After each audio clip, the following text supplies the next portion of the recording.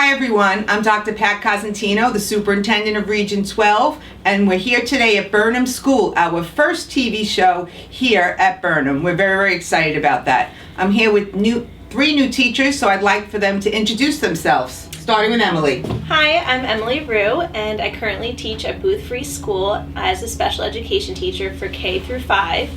Prior to coming here, I did go to school at Southern for my bachelor's and my master's, and currently I'm attending WestCon, and I'm a doctoral candidate there for the EDD leadership program.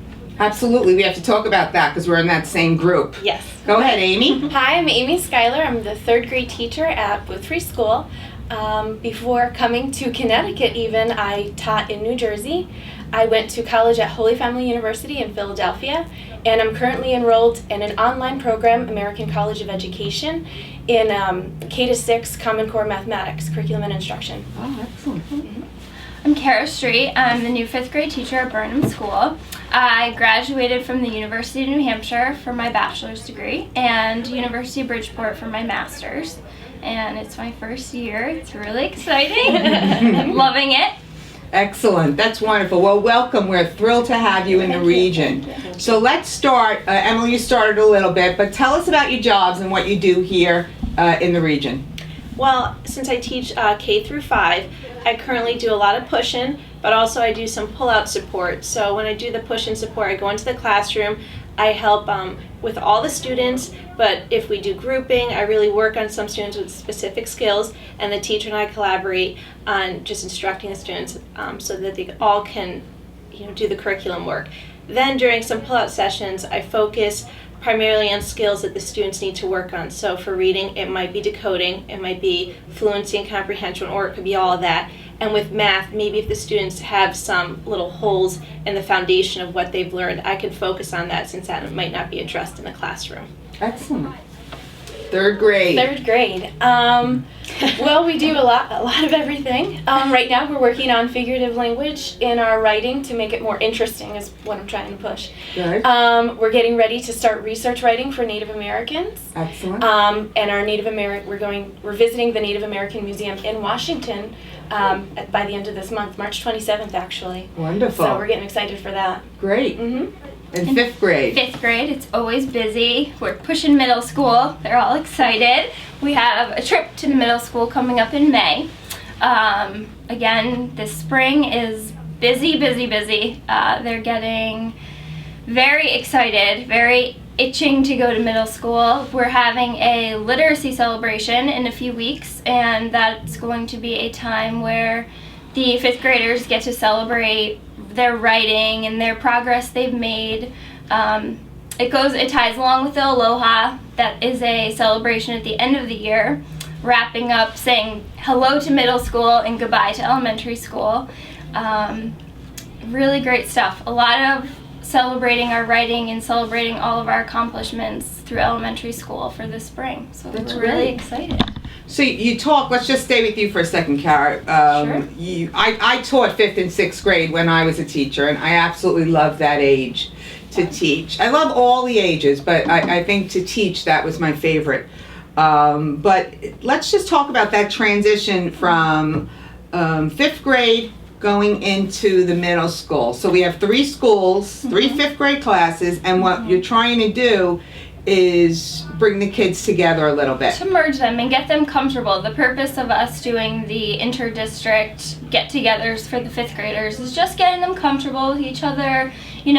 We mix the groups when we do a academic day, such as the literacy celebration. Mm-hmm. They'll be grouped. It's just a time that they get to know each other and get comfortable with each other and form, early friendships. Sure. It's exciting for them. In the fall there was A track meet. The track meet, so that was fun. Yes. And just doing different things. Yeah. And I think a lot of the kids really know each other too because they play on soccer leagues and sports and different activities. So that's good. So that's really good. So when they get to 6th grade, they're ready to go. They are. That's wonderful. So you ladies have joined the education world in a time where there is a lot of changes and a lot going on. And it's hard. Change is hard for people. and we have to change. We're public schools, so we're under state mandates and state laws and federal laws, and so let's just talk about some of those big ones that we're dealing with, so that people out there know. Let's start with the teacher evaluation program. I'll touch on that. Sure.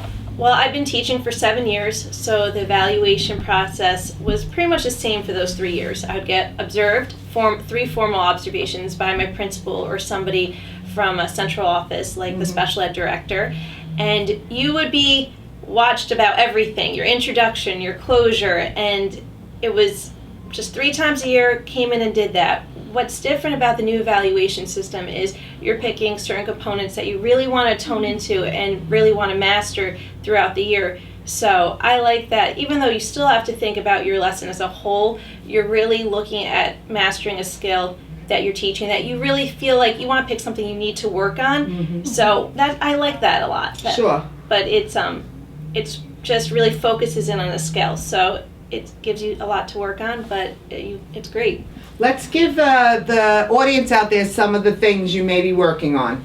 What are the different skills? Well, you can be focusing in, if you want, on, let's think for a second. Last time what I was really working on was higher level order thinking skills. Okay. So even though I work in a small group and say we're doing decoding, that's something that's a little hard to have maybe a higher level questioning, but what I did do is have the student create her own. So if we were doing decoding words with a blends, I asked her at the end of the lesson, can you create your own word with a blend? And that's very difficult compared to me giving her the word, having her read it, or giving her the word and having her spell it. So just really challenging the students to think outside the box and to create their own work. Right. Amy Card, have you worked on any specific skill this year? I know, having gone to the responsive classroom training over the summer, I'm zooming in on respect and rapport within the classroom and creating a caring classroom environment. Excellent. And I think it's neat to utilize those new things that I learned and to do that. So I know during my evaluations, we're looking at the student interactions, the way they respond, their just their encouragement for each other and things. Sure. And it's fun to zoom in on those kinds That's of things. wonderful. I like it. Huh? I am focusing on assessing and assessments, creating assessments, and teaching to meet those requirements for the assessments. And with the more rigorous curriculum, it's important that the students are learning and also doing a lot of hands-on learning and learning through inquiry and, really exploring learning on their own. Excellent. Really interesting. Great. So another initiative are the Common Core state standards. So why don't you touch on that, Amy? Well, the Common Core standards is a way to bring the whole nation together, and how we're addressing that in this region is by revamping the curriculum. And I know I've been to many curriculum meetings where we have looked at the previous curriculum and how we can use some of it or change it to meet the needs of the new standards that are coming. It is much more rigorous and demands more of the children, but I really think that they're ready, doing a little bit in the classroom already. They're meeting those needs and they're getting there, and it's really fun to see because it's new and people don't like change, like you said, but it's okay. Yeah, sure. And you do a little bit at a time. Right, yeah, just Yes. a little bit, and just making sure that all the aspects are there. Sure, excellent. And then another big piece is technology and getting kids ready with their 21st century skills. So talk about that. At the beginning of the year, we all were fortunate enough to get smart boards in our classrooms here at Burnham, and I know Booth also. We did. Yes. Very exciting. The kids are always, when's the smart board? Turn on the smart board, turn on the smart board. Or, even when I'm not, at a meeting and don't get to the classroom until, a few minutes late, I see the smart board's already on, and, the kids are checking in. It's really neat, and they really enjoy the interactive learning piece of it. And there are so many resources available to teachers and students for the smart board. So that's been a really neat and fantastic way to get the kids moving with technology and moving forward. We also implemented the bring your own device policy, which has been really neat. The kids can pull out their iPods or pull out their iPads. Some of them even bring in a laptop And I can say, when we're reading a book and someone raises their hand and says, what does this word mean? And I'll say, pull out your iPods. Let's look it up. Let's look it up together, and then going along with the Common Core, we'll figure out a way to use it in our own day, in our own daily vocabulary, and it'll kind of be like a bonus in that sense. But technology is a huge aspect of education right now. It's very exciting. Finding a way, children learn through technology. They're constantly using technology, so it's important for education to be on the same board with that. I'll add to that. Yes. Just by saying, I think it's great that at the elementary level we're already starting to do this, because we really want to prepare our kids for the future, and we'd really be doing them a disservice to not having them access technology now, because all their jobs in the future are going to have that technology. So I feel like we're, as a region, we're making such a strong move doing that. And it's very engaging for them to just see when they can pull out their own iPods to look something up. They want to look into it. They want to do it, not just because you told them to, but because they get to use their device, and it's a really cool thing. And I found that they want to even take the learning a step further. Like without a teacher, without me even instructing them to go further, they continue. And it's a never-ending discussion. Sometimes I find that we have to cut it off. But it's lunch. Bring them in. I'm finding they're developing their higher order questioning on their own, though, because they're figuring out, what if this, or what if that, or how about if we do this, and they're getting into it on their own. So That's wonderful. That's wonderful. Yeah, technology is definitely engaging. And it's, as a region, one of our goals is really using technology and infusing it into the classrooms and working with teachers. And it's so wonderful for us to hire staff members who have those skills. I think there's like a natural divide, and I don't know what the age is, where you hire teachers who are just digital natives and have always had technology in their lives, like our students, and then others like me, who it wasn't really part of my life, and I've had to embrace it. And I embrace it at different levels. And so it's really important that our staff really understands how to use technology. And I always say kids have to consume technology, which they're very good at, but they also have to learn to produce. And that's where robotics comes in, and engineering comes in, and the STEM comes in, and some of our higher level art classes and media classes as they go up in the grades. So it's, it really is, it's a big responsibility for us, because you're right. There are going to be jobs out there, we don't know what they are, but our kids have to be able to compete. And it would definitely be such a disservice not to have them access any of this to high school or into college. So I think it's great that as a district we're starting young. Absolutely. So the spring is always a busy time. We're hoping spring is here. I don't know. It's still a little cold. But as spring comes, and we're going late into June this year, our last day right now is the 21st. What do we have on our planner? What's going on? Well, I know as a special ed department, for some of our students that have life skills objectives, it's a great time to get out of the building, take some field trips to the library, to the market, just working on the skills that we've been working on all year, counting money, interacting, saying hello. So this is really exciting to put our objectives that we've been working on right and generalizing it into the population and really making it meaningful for the students. Yeah, it's wonderful. Amy? We're getting excited. My favorite science unit is Earth Materials. Okay. And I found a field trip that we're going to access the Web Mountain Discovery Zone in Monroe. They actually specialize in a 3rd grade program for rocks and minerals that correlates with the Earth Materials unit. So, and it's all an outside program that I'm very excited about being able to go to that and take my students to that. I'm also excited for the spring because we can get outside. And multiplication kickball is something that I like to play, because I know my goal is to get my 3rd graders to know their multiplication facts. Okay. So I know this is an engaging thing that I've done in the past to get them to practice, where we hold up flashcard. I hold up the flashcard as the pitcher.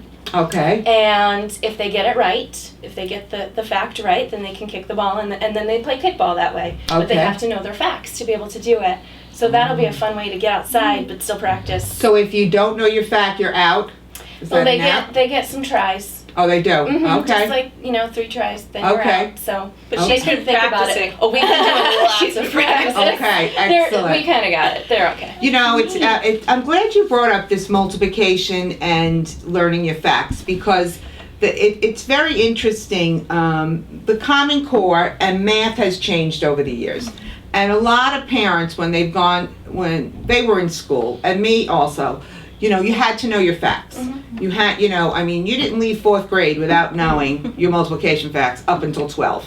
And if you had to do them every night and write them or whatever, that was really, stressed. And that memorization of information was stressed.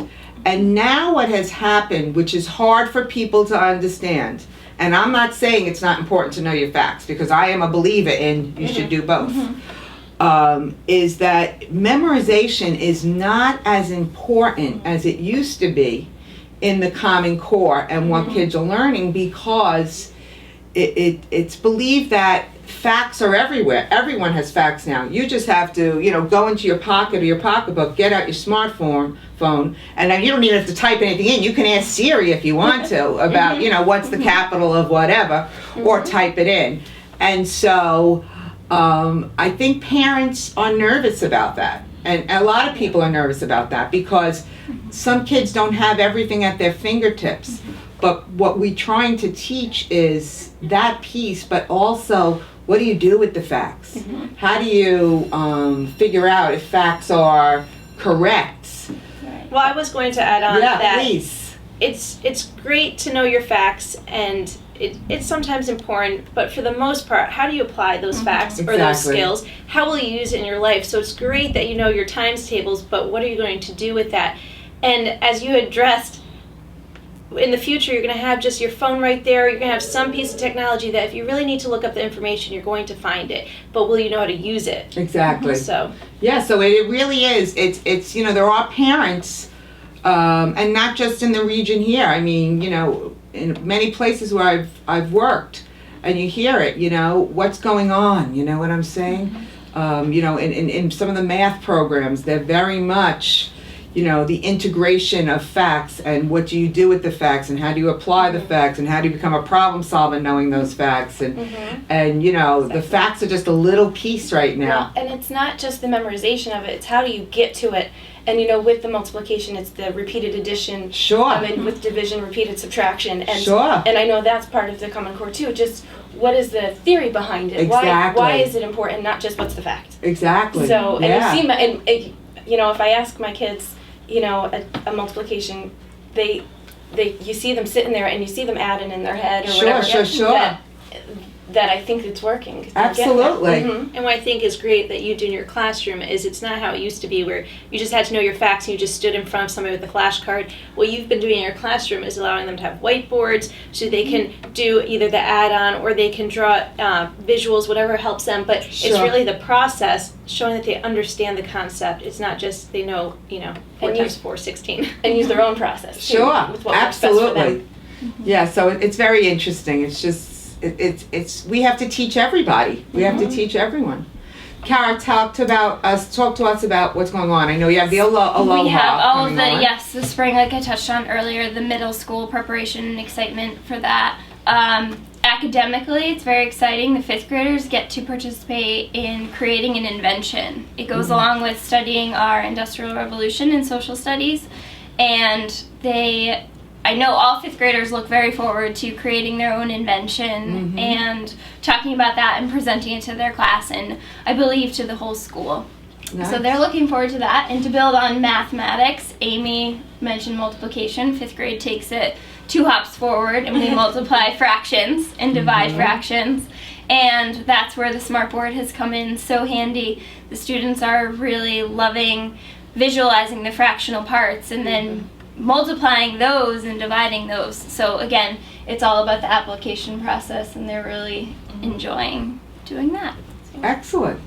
So let me just ask you a couple of questions, and we don't prepare for this, so hopefully tell us about either your favorite author or your favorite book. Is there anything that comes to mind? Well, I would say I love historical fiction just in general. So I will read anything that's based on history. However, since I am at the EDD program at WestCon, it's been mostly literature based on the program. Sure. Absolutely. And talk about that a second.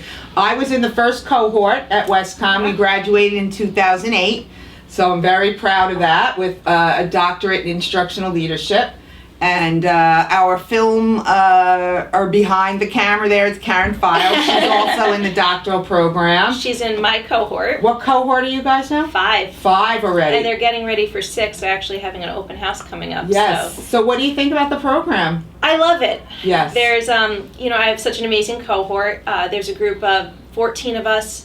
We're just such a strong group, and I've never had that before, where you went through every class with the same group of people, Sure. which really fills up a bonding experience. On top of it, the connections you make to other educators across, the state, even into New York. Sure. It's definitely challenging, but since I love learning and going to school, that's definitely a plus. And there's days where you might think, wow, this is really hard, but with the support of the instructors, your cohort, it just really makes you feel like it's such a success when you get through each semester. And Absolutely. we're starting to wind up. We have one more year of classes, and then we go into our pre-dissertation, so it's getting really exciting, where you're talking about a topic you're just passionate about and you want to do your dissertation on. Oh, it's wonderful. Yes. Good. Yeah, and I highly recommend anyone out there who's interested to contact me or Dr. Delcourt at WestCon, or go on the Can you WestCon. give me a call? Yeah, definitely. Free. Yeah, or Karen Files to talk about. It's a wonderful program, and if you're interested, they are forming for the next cohort, which Yep. starts in the fall. Yes. Yes, so it really is. It opens your eyes to a lot of big ideas and what's going on. And I think, as being an educator, I graduated with my master's 7 years ago. Doing this program has, taught me how much it's changed in 7 years. The Sure. education field, technology, we do such amazing courses over the summer on just all the things out there that you can bring into your classroom. So it's really great. Absolutely. So Amy, you can tell me about adult book or author or children's. Well, my favorite children's book is A Dog's Life by Anna Martin. Okay. I'm actually just finishing up reading it to my students. I think we have one more chapter left. Okay. I like it because as I'm reading it aloud to them, there's lots of inferencing that needs to go on, which is a higher order skill for them, Sure. especially at 8-9 years old. Sure. But it's neat to see the things they're talking about. A lot of it is seasonal based. So the wreaths on the doors and or the kids are trick or treating, and you're trying to figure out, well, what season is that? Sure, put it all sure, together. sure, What do you sure. know? In my personal time, I like to read fantasy books. I'm big. I love Harry Potter. Okay. I really, really do. Uh-huh. I'm reading Aragon right now. Okay. And that amazes me because a 15-year-old wrote that book. And I Oh. think back when I Right. learned that, I just thought, wow, that means that in a couple of years, my students could do this. Sure. And it's really amazing, and it's a really good book. I love it. Oh, wonderful. Mhm. Good. Kara? My favorite book is The Velveteen Rabbit, and I know I kicked that off with I know it's a children's book. We kicked off the school year reading that as a class, and I also attended responsive classroom training, so it really had a great deal of relevance in bringing in the act of kindness into our classroom and really stressing the importance of that and respecting each other and being a real person and being true to yourself. So we really enjoyed kicking off the school year with that, and we reference it a lot in our 5th grade classroom. Personally, I just finished the Hunger Games series. Okay. It was completely captivating, and I know some of my students are finishing up the series at this time too, so we have some strong discussions about the Hunger Games, and I know a lot of my students' similar series would be the Maze Runner, and they're getting into that also. Oh, that's wonderful. Great. So is there anything you want to say to your kids if they're watching, or maybe? We'll see you soon. I don't know. Yeah, it's a pleasure teaching you guys. We've had so much fun. I'm so lucky to be a first-year teacher in Region 12. It's been a fantastic experience, and I look forward to the journey ahead. Great. Couple more months left. We're in the home stretch. That's right. Yes, we are. Absolutely. Well, this has been a wonderful, wonderful conversation. As you can see, Region 12 hires only the best and the brightest teachers. And we're going to do more shows with some of our new teachers. We want to give them a chance to get their feet wet before I put them in front of a camera. So thank you for watching Region 12 Educational TV. Keep watching. Thank you, Karen, for filming. And we'll be back with some more great shows.